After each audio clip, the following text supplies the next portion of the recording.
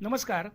मी संदर्भ ग्रंथपाल प्रसाद भडसावळे सादर करत आहे आजोड देशभक्ती ही बोधकथा.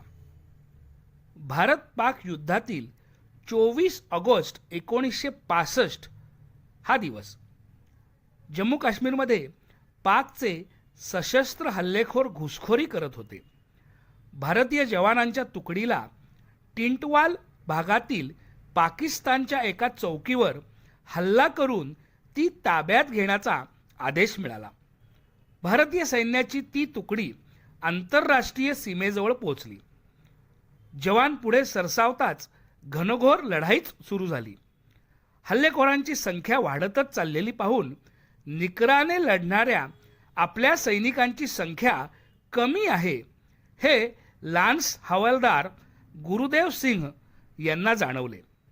जवानांना एकत्र जमवत त्यांनी राक्षस नावाच्या पाकिस्तानी चौकीवरच हल्ला चढवला. गुरुदेव सिंह पुढे सरसावले तोच एक हातबॉम्ब त्यांच्या दिशेने आला.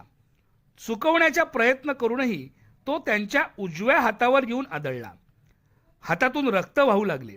मात्र या अवस्थेतही गुरुदेव सिंह यांनी आपली स्टेनगन डाव्या हातात घेऊन शत्रूवर गोळ्यांचा वर्षाव सुरू केला.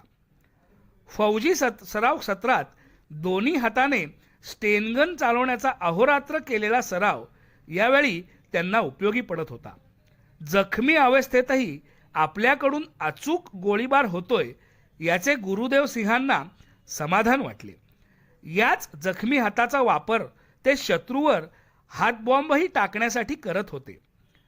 आपल्या या जखमी सहकार्याला युद्धभूमीवरून बाजूला करण्याचा प्रयत्न अन्य जवान करत होते. मात्र असे करणाऱ्यांनाच गुरुदेव सिंह युद्ध जिंकण्याची प्रेरणा देऊ लागले.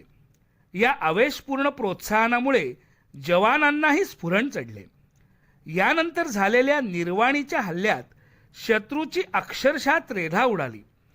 पाकिस्तानी सैनिकांना प्रतिकार करणे जमलेच नाही. मग भारतीय सैन्याने त्यांचा यथोचित समाचार घेत पराक्रमाने राक्षस चौकी ताब्यात मिळवली. विजयाची बातमी समजल्यावरच गुरुदेव सिंह यांच्या स्टेनगनचा आवाज बंद झाला. भारत मातेच्या या अजोड, निष्ठावंत व प्रामाणिक सेवकांमुळेच देशाच्या सीमा आजही सुरक्षित आहेत, नाही का? धन्यवाद.